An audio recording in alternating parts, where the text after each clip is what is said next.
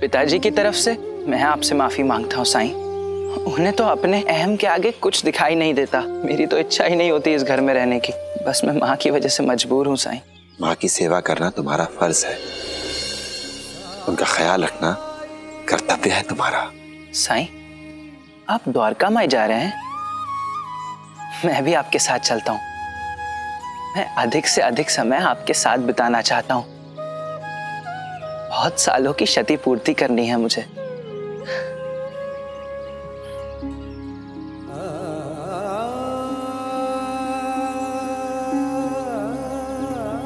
धन्यवाद।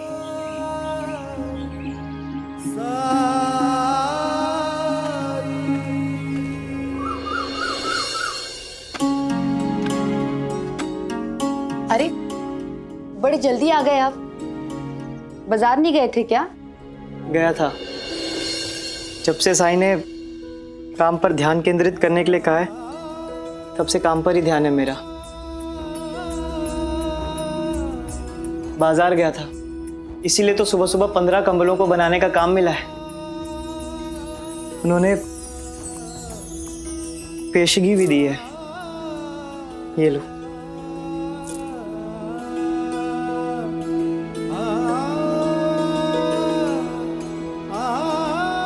हमें ना अभी से काम पर जुट जाना चाहिए। ऐसा कीजिए, आप काम शुरू कीजिए, तब तक मैं बाजार जाकर किराना ले आती हूँ। फिर हम दोनों मिलकर कंबल बनाएंगे। और हाँ, उसके बाद अगर आप चाहे तो थोड़ी देर साई से भी मिल लीजिएगा। मैं तुम्हारी मदद जरूर करूंगा कावेरी, तुम बेफिक्र होकर जाओ। साईं ने कहा है तो मैं तुम्हारी हर बात सुनूंगा। भगवान का शुक्र है कि आप काम के प्रति फिर से गंभीर हो गए। सही कहा था अब्दुल भैया ने, साई से मदद मांगने के लिए। और देखिए, साई ने मदद की।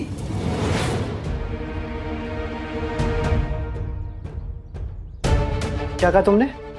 अब्दुल ने तुम्हें कहा था साईं के पास जाने के लिए? हाँ, उनके कहने का मतलब। अरे उसके कहने का मतलब क्या है मैं जानता हूं। मेरा शक अब यकीन में बदल गया। मुझे उसी समय समझ जाना चाहिए था, कैसी घटिया हरकत वही कर सकता है। रुकिए, आप गलत समझ रहे हैं। उन्होंने तो अब्दुल, मैं तुम्हें छोड़ूंगा नहीं। रुकिए।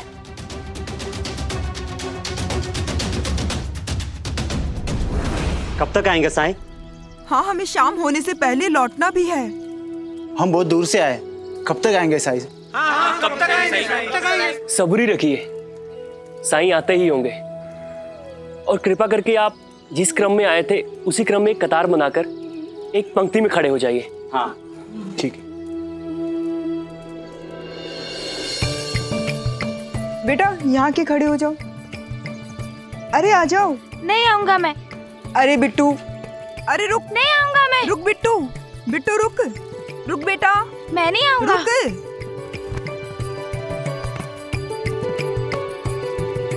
अब यहाँ ऐसे ही रहना है। अरे बिट्टू रुक, बिट्टू रुक। अरे अरे, बहुत शरारती है तू। आपका बेटा काफी चंचल है। चलो बेटा, वहां जाकर आई के साथ पंक्ति में खड़े हो जाओ।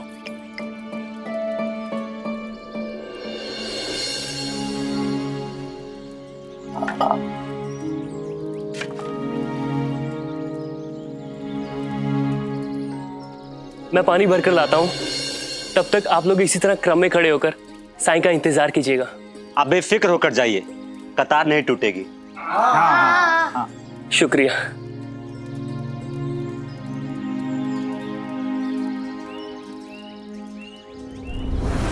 ये अब्दुल तो ऐसे बर्ताव कर रहा है जैसे द्वारका माई इसकी निजी संपत्ति हो।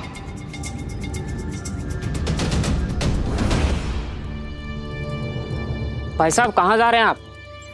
द्वारका माई में। हम लोग भी साईं से ही मिलने आए हैं और तुमसे पहले से खड़े हैं। किसी को इलाज कराना है तो किसी को सलाह लेनी है, और तुम आए देर से और सीधा अंदर घुसे जा रहे हो। चलो कतार के आखिरी में जाकर खड़े हो जाओ। नहीं नहीं, ना तो मुझे कोई समस्या है और ना मैं इलाज कराने आया। मैं तो बस साईं से, चाहे कुछ भी हो जाए, हमें उससे कोई मतलब नहीं है। अगर साईं से मिलना है तो आपको पंक्तिबद्ध होना ही पड़ेगा। किसने कहा है तुमसे? वो साई का सेवक है ना अब्दुल, उनका आदेश है। वो कौन होता है ये कतार लगाने वाला? भाड़ में गई ये कतार, भाड़ में गए उसके नियम। मैं साईं से कभी भी मिल सकता हूं। ये क्या जबरदस्ती है? ऐसे कैसे मिल सकते हो तुम? जाओ कतार में सबसे पीछे जाकर खड़े हो जाओ। अरे हम लोग क्या पागल है जो कतार में खड़े? हाँ तुम लोग पागल हो। मैं जो कह रहा हूं तुम लोगों को समझ में नहीं आ रहा क्या? मुझे साईं से मिलने के लिए किसी भी कतार में लगने की जरूरत नहीं है। मुझे जाने दो। साई के सेवक अब्दुल ने साफ साफ कहा है कि कतार नहीं टूटेगी। और तुमने क्या कहा? हम लोग पागल हैं? कौन पागलों की तरह पेश आ रहा है वो सब यहां देख रहे हैं।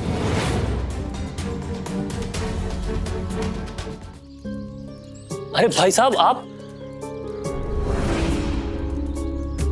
एक तो भाई साहब कहता है और पीठ में छुरा भी घोंपता है। ये सब तेरी चाल है ना? पहले तूने कावेरी को भड़काया ताकि मैं घर से बाहर ना निकल पाऊं। उसके बाद भी तुझे संतोष नहीं हुआ। तू इतना गिर गया कि बाहर से आने वाले लोगों को भी उकसाने लगा ताकि मैं द्वारका माई के अंदर ना जा पाऊं। नहीं भाई साहब, किसी को मैंने ये नहीं कहा कि वो आपको द्वारका माई के अंदर जाने से रोके। आप शांत हो जाइए। ये लोग तो आपको जानते भी नहीं है कि आप कौन हैं। लेकिन मैं तुझे बहुत अच्छी तरह से जानता हूं। तू जानता था कि तू सीधे सीधे मुझसे नहीं जीत सकता, इसलिए तूने ऐसी गंदी चाल चली। धोखा किया तूने मेरे साथ, और शिरडी में धोखेबाजों के लिए कोई जगह नहीं है। जा यहां से।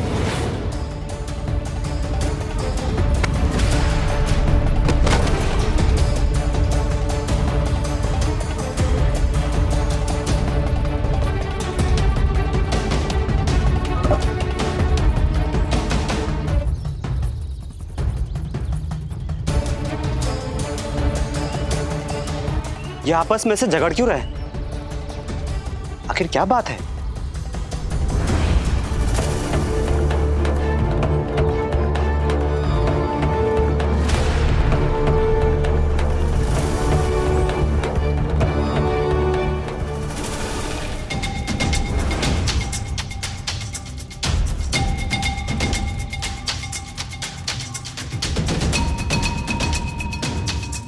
आपस में लड़ना बुरी बात है ना? साईं मेरी कोई गलती नहीं थी। ये मुझ पर चिल्ला रहे थे, फिर भी मैं खामोशी से सुनता रहा। ये मुझसे बड़े हैं, इसलिए उन्हें हक है मुझ पे नाराज होने का। लेकिन इन्होंने मेरी खामोशी को मेरी बुद्धि समझा और मुझे धक्का देने लगे। फिर भी मैं चुप रहा, और एक दफा मैंने अपना बचाव क्या किया तो ये गिर गया। तो इन्होंने मुझे मारने के लिए लकड़ी उठा ली, तो मैंने लकड़ी उठाई। साईं, मुझे इस अब्दुल ने मजबूर किया है। एक तो पता नहीं कहां से आ गया शिरडी में अचानक, और आते ही मुझसे बराबरी करने लगा। मुझसे बड़ा सेवक बनने की कोशिश करने लगा। साईं, साईं आपको विश्वास नहीं होगा जो इसने मेरे साथ किया है।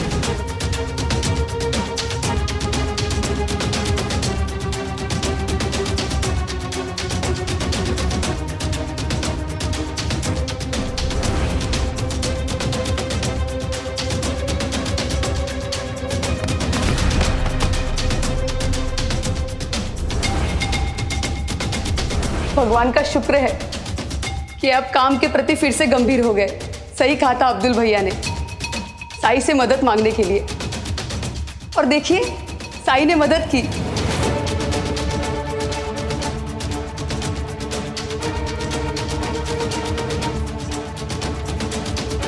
ये मुझसे ईर्ष्या करता है, जलता है मुझसे।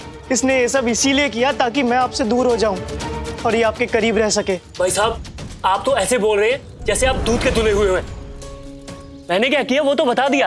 आपने जो किया वो क्यों नहीं बताया साईं को? साईं, मैं बताता हूं इन्होंने क्या क्या किया मेरे साथ। मुझे से अनाथ पे जुल्म किए इन्होंने। साईं, आपने मुझे पनाह दी, मुझे अपनाया, तो इन्हें तकलीफ होने लगी।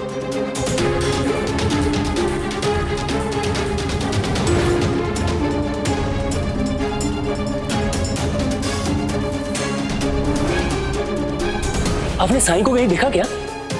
साईं? साईं तो इस वक्त लेंडी बाग में होंगे। वो कहाँ है? मैं बताता हूँ ना।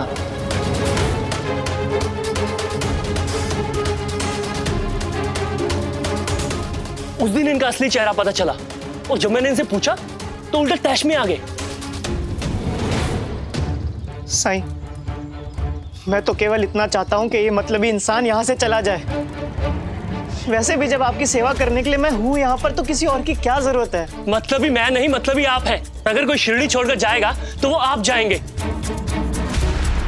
क्योंकि आप हार गए हैं। वो इसीलिए क्योंकि तुमने साजिश की है मेरे साथ। छल का सहारा लिया तुमने अब्दुल।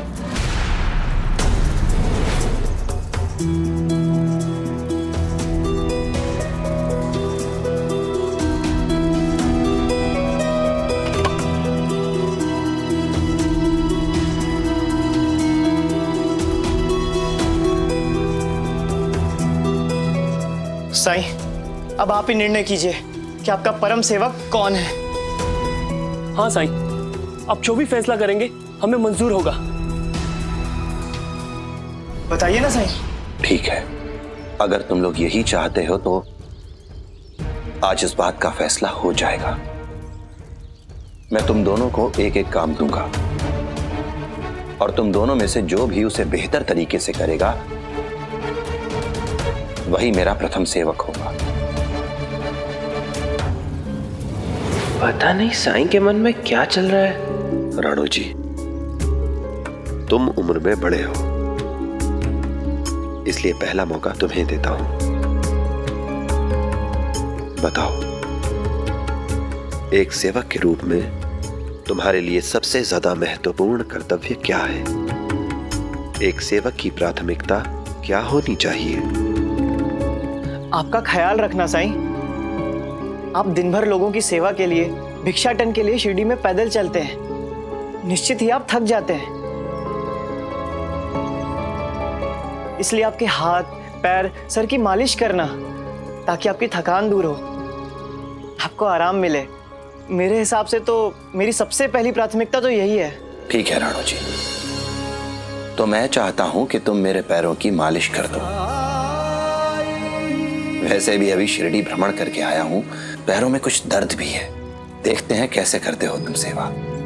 जरूर साईं, आज मैं आपके पैरों की मालिश घी से करूंगा और ज्यादा आराम मिलेगा आपको।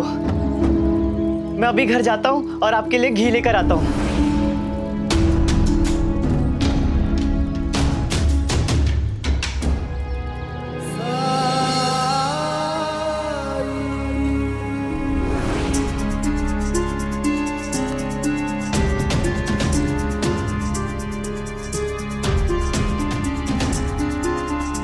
क्या हुआ?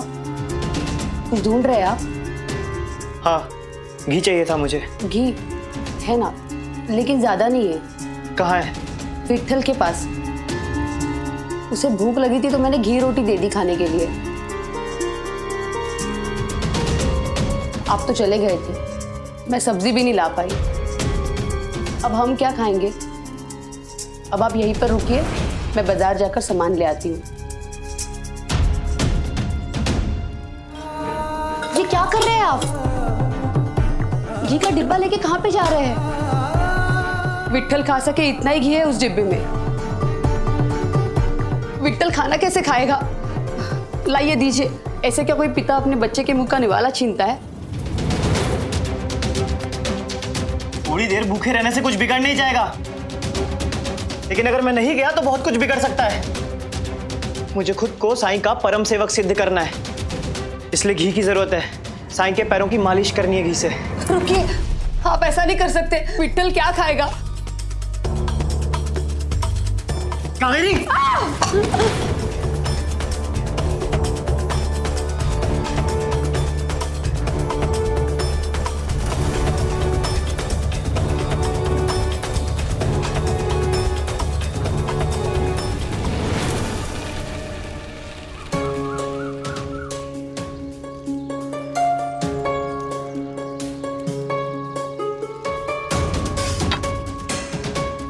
अब देखना तुम लोग, साईं की सारी थकान कैसे दूर होती है। मैं इसी तरह से रोज साईं के पैरों की मालिश करता हूँ। अब तो मैं इसमें माहिर हो चुका हूँ।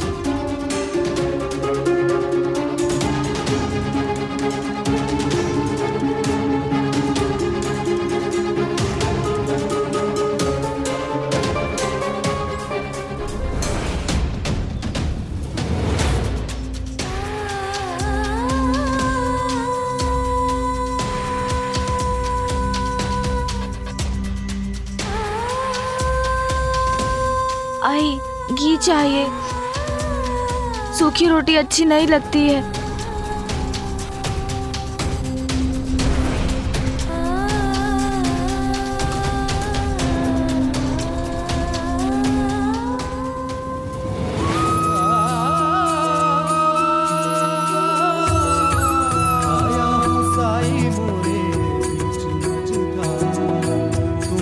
लगा दो साई हाथ में साई मोरी पतवा। आई आई ये देखो, मोरे दाता मोरे तारणहार, परम ज्ञान का भर दे अंजन, अलख निरंजन साईया। अज्ञान तिमिर से घिरा भयंकर, ज्योति शुभंकर साई।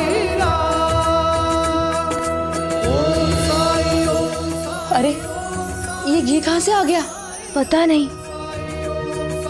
ये क्या, घी कहाँ गया? अभी अभी तो इतना सारा घी साईं के पैरों पे लगाया था, कहाँ लुप्त हो गया?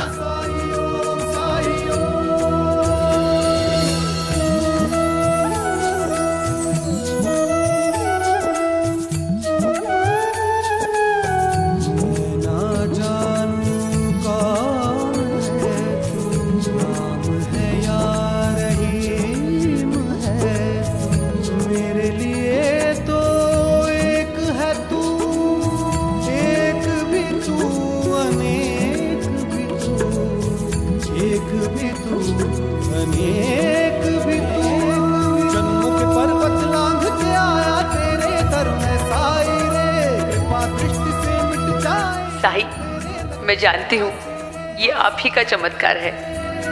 घन दुख के हर दे तुम कृपा सिंधु, दे अमृत बिंदु, अलख उजियारे दीनों के सहारे।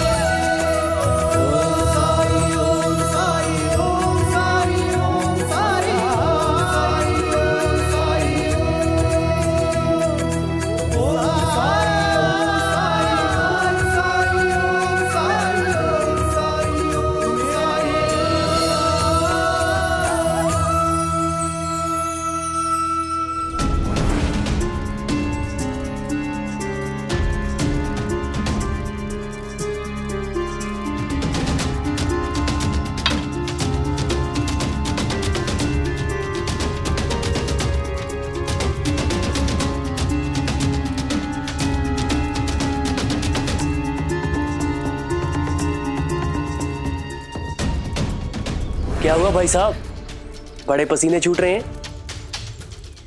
आप तो रोज सेवा करते हैं ना, रोज मालिश करते हैं। बहुत जल्दी थक गए, थोड़ा और जोर लगाइए।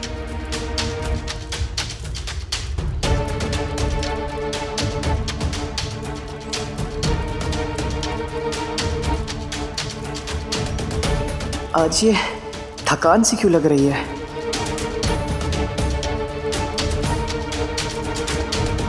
साईं, मैं पानी पी लेता हूँ।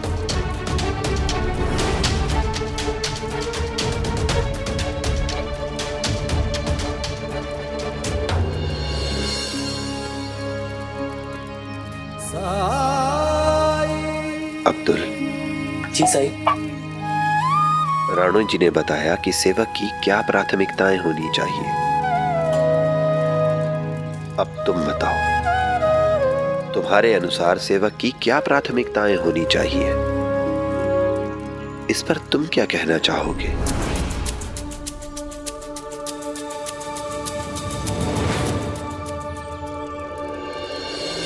मेरे ख्याल से तो अपने मालिक के कामों में हाथ बटाना ही एक सेवक की प्राथमिकता होनी चाहिए।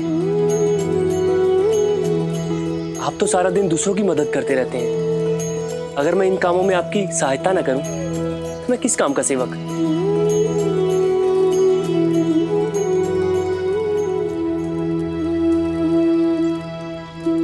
तुम अपने बच्चे को दिखाने लाई हो ना? जी साईं, साईं ये बहुत चंचल है, एक जगह रुकता ही नहीं है, इधर उधर भागता ही रहता है। मैं परेशान हो गई हूँ इससे, मेरी मदद कीजिए। अब्दुल। जी साईं। क्या तुम उस बच्चे को मेरे लिए यहाँ ला सकते हो? जी साईं।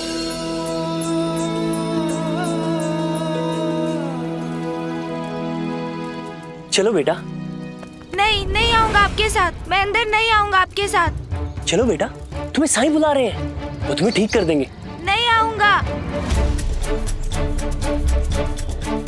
तो क्यों जिद कर रहा है? जाओ भैया के साथ, जाओ।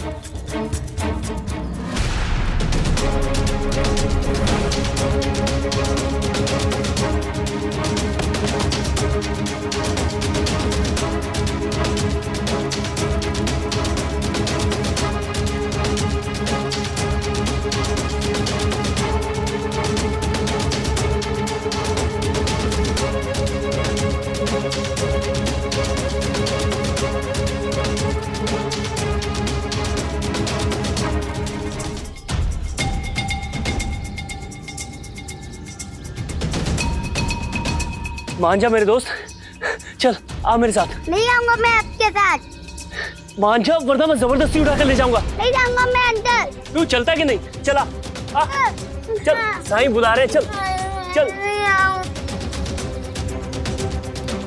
मेरे दोस्त मान जा, क्यों जिद में अड़ा है?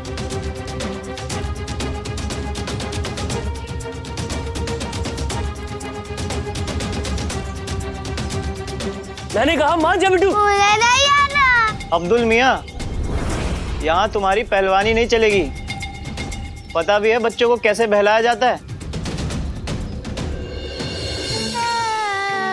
चलो बेटा, अंदर जाके खेल खेलेंगे। चल रो मत, आजा, मैं तुम्हारे साथ खेलता हूँ।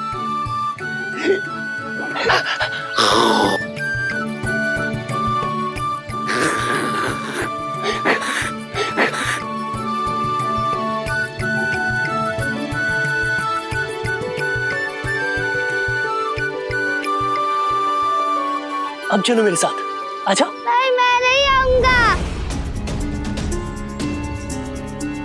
खुदा के लिए मान जा, चल आ मेरे साथ। नहीं।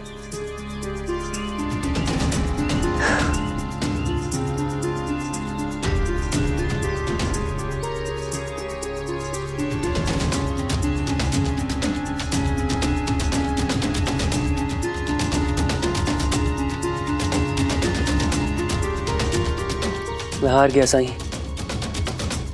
हार गया।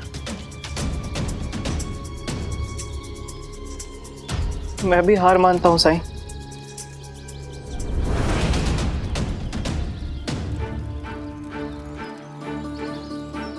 पर तुम दोनों ही मेरा परम सेवक होने का दावा कर रहे थे, फिर हार कैसे मान सकते हो तुम? खुद को मेरा परम सेवक सिद्ध करने के लिए तुम इतने अंधे, इतने विवेकहीन हो गए, इतने विवेकहीन कि अपने परिवार की खुशियों को दांव पर लगा दिया तुमने।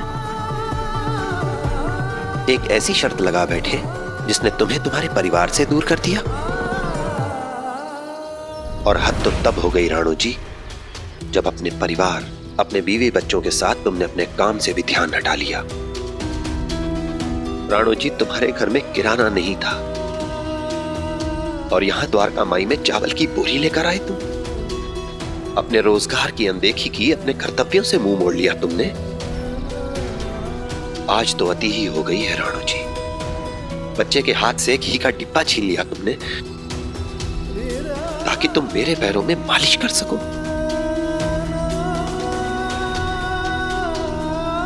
कौन सा पिता कर सकता है अपने बच्चों के साथ ऐसा? बताओ। और तुम ये सोच भी कैसे सकते हो कि किसी बच्चे को भूखा रख के तुम मुझे खुश कर पाओगे? अगर तुम खुद को मेरा परम सेवक कहते हो तो तुम्हें यह बात भी मालूम होनी चाहिए थी। और तुम शिरडी आने से पहले तुम परिवार के लिए तरसते थे, दुखी रहते थे, अकेलापन महसूस करते थे तुम। और आज यहां शिरडी में जब तुम्हें सब कुछ मिला तो क्या किया तुमने? सब कुछ खोने के लिए शर्त लगा ली। अपना सब कुछ जिसके लिए तुम तरसते थे दांव पर लगा दिया तुमने।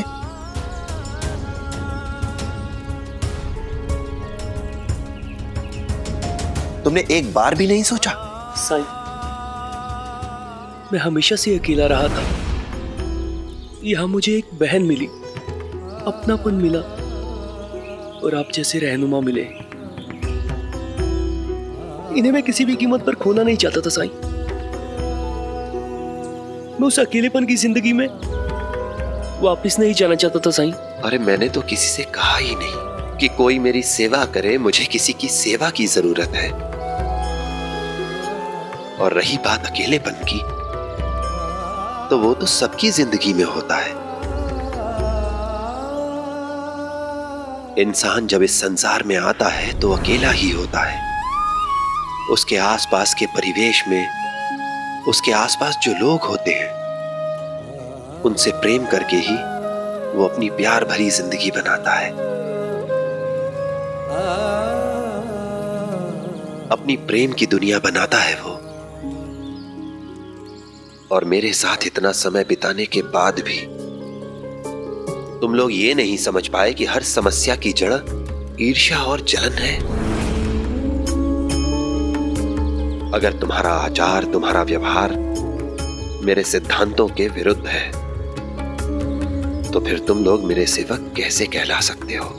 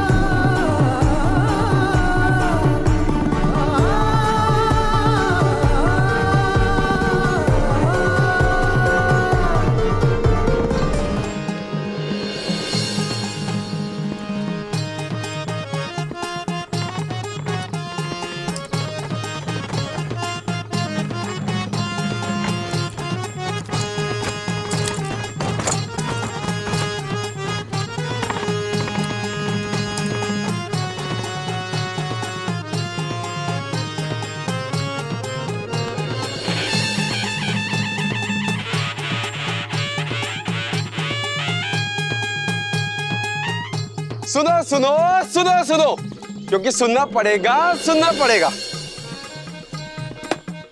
जो सुनना चाहे उसे भी, जो ना सुनना चाहे उसे भी। ये किसी शहंशाह के आगमन का ऐलान नहीं, न किसी दूसरे मुल्क के राजा के नाम पर होने वाली मुनादी। ये संदेश है, ये संदेश है अपने जीवन को अद्भुत अनुभव देने का सुनहरा अवसर। जी हाँ, आपके गांव में पहली बार आ रही है रंगमुद्रा नाटक मंडली।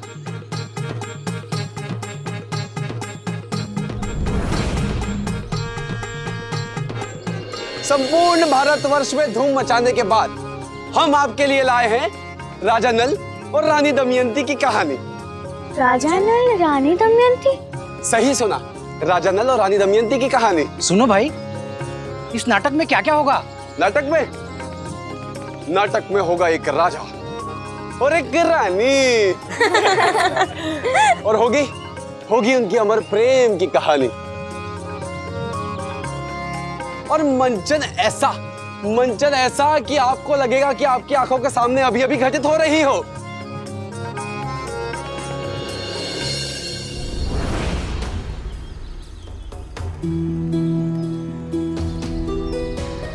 मुझे माफ कर दीजिए भाई साहब, आप मुझसे बड़े हैं। मुझसे पहले साईं की सेवा आप करते थे और मैंने आते ही आपसे वो अधिकार छीन लिए। मेरी ही वजह से आप अपनी सेवा से भटके। ये गुनाह मेरा है। सच में मैं इस काबिल नहीं हूं। तभी तो खुदा ने मुझे इतने सालों से इस खुशी से महरूम रखा। इसलिए मैंने यहां से जाने का फैसला किया है।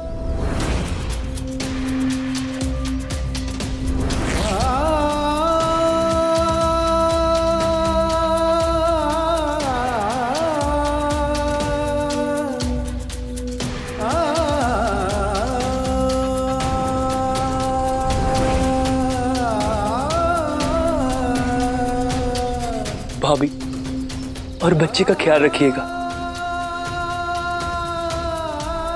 और साईं का भी। और हाँ, मेरी बहन लक्ष्मी से कहिए कि वो अपने इस भाई को ना भुलाए, अफसोस रहेगा कि जाते वक्त उससे मिल नहीं पाया।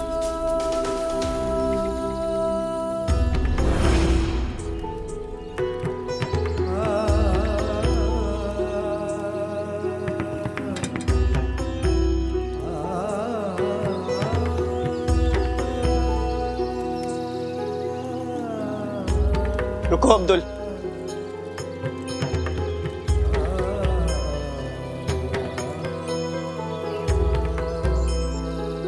इतनी सारी जिम्मेदारियां मुझे अकेले पर ही छोड़कर जा रहे हो ना? ये काम मुझसे अकेले से नहीं होगा, मुझे तुम्हारी जरूरत होगी। तुम कहीं नहीं जा रहे हो। वैसे भी गलती तो हर किसी से होती है, और हम दोनों की बराबर की गलती है। अगर गलती की वजह से तुम गांव छोड़कर जाओगे तो फिर तो मुझे भी जाना चाहिए ना। कृपा करके रुक जाओ अब्दुल, कृपा करके रुक जाओ। और वैसे भी ऐसा कौन है जो गलती नहीं करता? अगर सिर्फ गलती करने के लिए लोग गांव छोड़कर जाने लगे तो शिरडी में साईं के अलावा और कोई नहीं बचेगा। क्या तुम मुझे भाई साहब कहते हो ना? तो मेरा भी फर्ज बनता है कि मैं तुम्हारे साथ बड़े भाई जैसा व्यवहार करूं।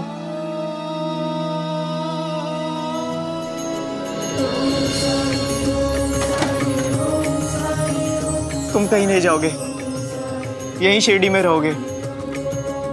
हम दोनों बारी बारी से साईं की सेवा करेंगे, उनके कामों में उनकी मदद करेंगे। बोलो, मंजूर है?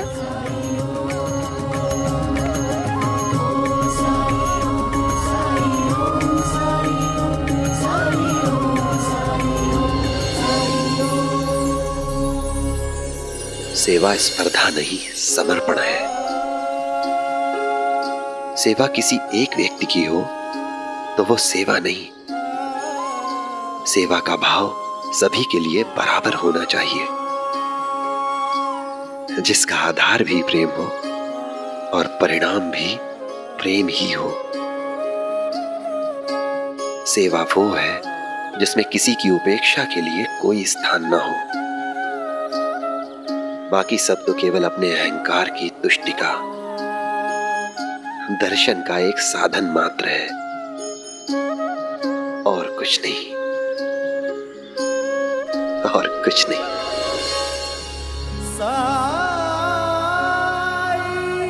अल्लाह मालिक। ऐसे नाटकों के बारे में बहुत सुना है मैंने। जब भी मैं शहर जाता हूँ ना नाच बेचने, तो वहाँ ऐसे नाटक बहुत खेले जाते हैं और लोग बड़े चाव से आते हैं नाटक देखने। मैंने सुना है बहुत मजा आता है ऐसे नाटकों में। पिछले कुछ सालों में शहरों में काफी लोकप्रिय हो गए ऐसे नाटक।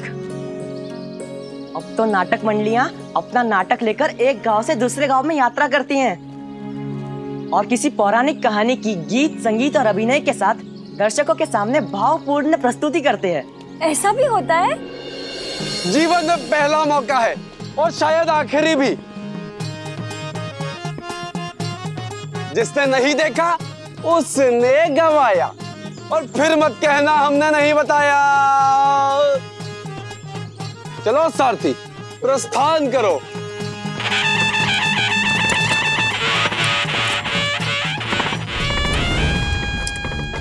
पंता जी, इन लोग की हिम्मत तो देखिए, यहाँ शिरडी में आके नाटक का ऐलान कर रहे हैं, वो भी सरकार की अनुमति के बिना। हाँ अंता जी, मैं कुछ दिनों के लिए मामा के घर क्या गया, यहाँ के लोगों का दिमाग ही फिर गया है। चलिए बेचैन हो रही हूँ। मुझे भी ये नाटक देखना है। बहुत मजा आता होगा ना? मैं तो कहती हूँ जब ये नाटक मंडली यहाँ शिरडी में आएगी ना, तब हम सब मिलके देखने जाएंगे। हाँ जरूर। हाँ चंपा, बहुत अच्छा विचार है। तुम दोनों भी आओगे ना? नहीं, हम नहीं आएंगे। ऐसे कैसे तुम लोग नहीं आओगे? तुम लोग भी तो हमारे दोस्त हो और हम सब दोस्त साथ मिलकर जाएंगे। नहीं जिब्री, अली ने कहा ना नहीं आना है तो नहीं आना है। ये लो, अब इन्हें क्या हो गया? अली भीमा, सुनो अली भीमा रुको। अली भीमा, अली भीमा रुको ना। अली भीमा।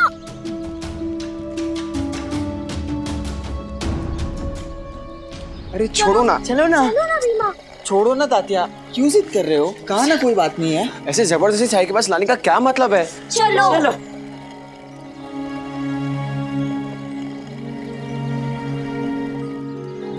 क्या हुआ? ताई देखो ना, नाटक की बात सुनकर ये अली और भीमा को क्या हो गया?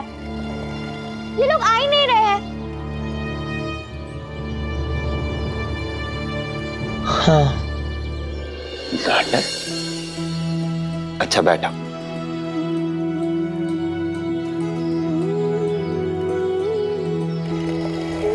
साई, शिरडी में नाटक मंडली आ रही है, तो हम सब ने सोचा हम सब साथ मिलकर नाटक देखने जाएंगे।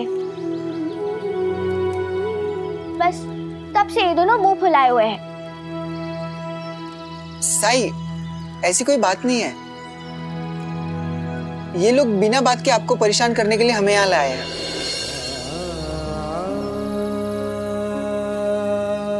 दोस्ती होती ही ऐसी है। इसमें कुछ भी कहने या व्यक्त करने के लिए शब्दों की आवश्यकता नहीं होती अली। हो सकता है तुम दोनों ने अपने दोस्तों से कुछ ना कहा, लेकिन तुम्हारा चेहरा देखकर, तुम्हारे हाव भाव देखकर तुम्हारे दोस्त समझ सकते हैं कि तुम किसी परेशानी में हो। दोस्ती कुछ अजीब सा नाता है। बताओ क्या बात है?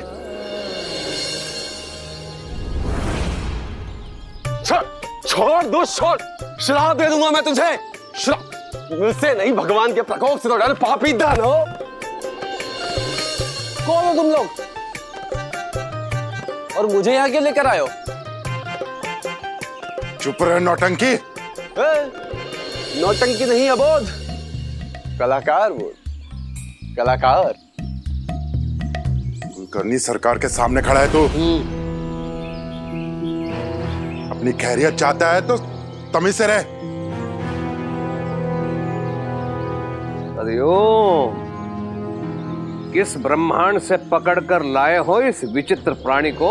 विचित्र प्राणी ही है ये सरकार। ये देखिए,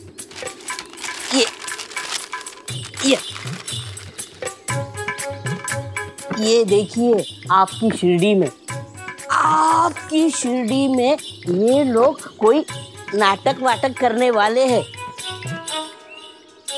वो भी आपके अनुमति के बिना। नाटक करने आए हैं ये शिरडी में? छी छी छी छी छी छी छी छी।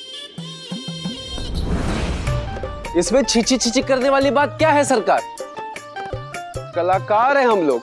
गीत संगीत के द्वारा, अभिनय के साथ हम कथाओं की रचनात्मक प्रस्तुति करते हैं। कलाकार सरकार, कलाकार। हरिओम।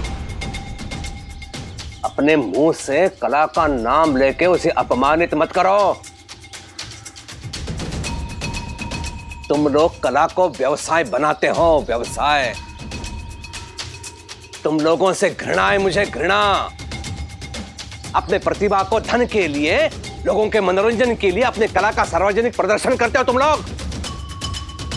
नहीं पिताजी, ये लोग जो कर रहे हैं वैसा लंदन में भी होता है। वहां पर उसको थिएटर कहते हैं। हरिओम। तुम वहां की बात मत करो केशव। वहां की संस्कृति अलग है, यहां की संस्कृति अलग है। हमारी संस्कृति जिसमें श्रद्धा है, सम्मान है, संगीत हमारे लिए साधना है, आराधना है, पूजा है। हरिओम हरिओम। इस तरह कला का तमाशा बनाना संस्कृति के विरुद्ध है, खिलाफ है। अरे ये लोग तो नष्ट भ्रष्ट करने पे लगे हुए हैं समाज को। मैंने देखा है ना वो नगर में कला के नाम पे ये भांड लोग दाढ़ी मूछे मुंडवा के औरत बन जाते। औरत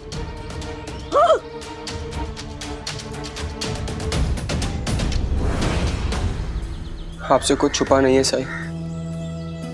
आप तो जानते हैं इस साल शिरडी में बहुत बारिश हुई है। वैसे तो यहाँ कभी इतनी बारिश नहीं होती, लेकिन इस साल भारी बारिश के कारण हम किसानों की फसल बर्बाद हो गई है साईं। बहुत नुकसान हुआ है साईं, और ऊपर से लगान चुकाने का समय भी आ गया है। साईं, मेरा और बीमा का परिवार भी बहुत प्रभावित हुआ है। घर में सब परेशान है कि पूरा साल कैसे कटेगा। हालांकि घर के बुजुर्ग हमें इन चर्चाओं से दूर रखने की बहुत कोशिश करते हैं, लेकिन हम नादान नहीं है जो समझ ना सके। साईं, काश को ऐसा तरीका होता जिससे हम सबकी थोड़ी बहुत मदद हो जाती। अली, इस साल हमारी भी फसल कम हुई है, लेकिन मुझे ये नहीं पता था तुम लोगों का भी इतना बुरा हाल है। पता नहीं साईं, इस साल हम दशहरा दिवाली मना पाएंगे भी या नहीं। इस साल हमारी ईद भी फीकी रही, कुछ नहीं किया। अब फसल बचाते या त्योहार मनाते। ऐसे में नाटक देखना फिजूल का खर्चे नहीं तो और क्या है।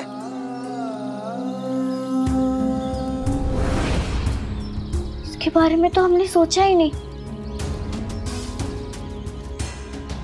भारी बारिश से ना जाने कितने किसानों को कितना नुकसान सहना पड़ा होगा। केवल किसान ही नहीं, ज्यादा बारिश के कारण लोगों की घरों की छतें टूट गई हैं और घरों में पानी घुसने के कारण घरों में पड़ा सामान खराब हो गया है। मवेशियों का नुकसान हुआ वो अलग। साई, ऐसी आपदा तो साल दर साल आती रहती है, कभी सूखा तो कभी बाढ़। प्रकृति पर किसी का वश नहीं है, लेकिन मुसीबत में लोगों की मदद करना तो हमारे वश में है। हम किसी ना किसी तरह दूसरों की मदद कर सकते हैं ना। हाँ साई, वैसे तो तुम्हारी सीख के कारण शिरडी में लोग हमेशा एक दूसरे के सुख दुख में साथ देते आए हैं। अगर तुम सबने सोच लिया है तो रास्ता भी खुद ब खुद निकल आएगा।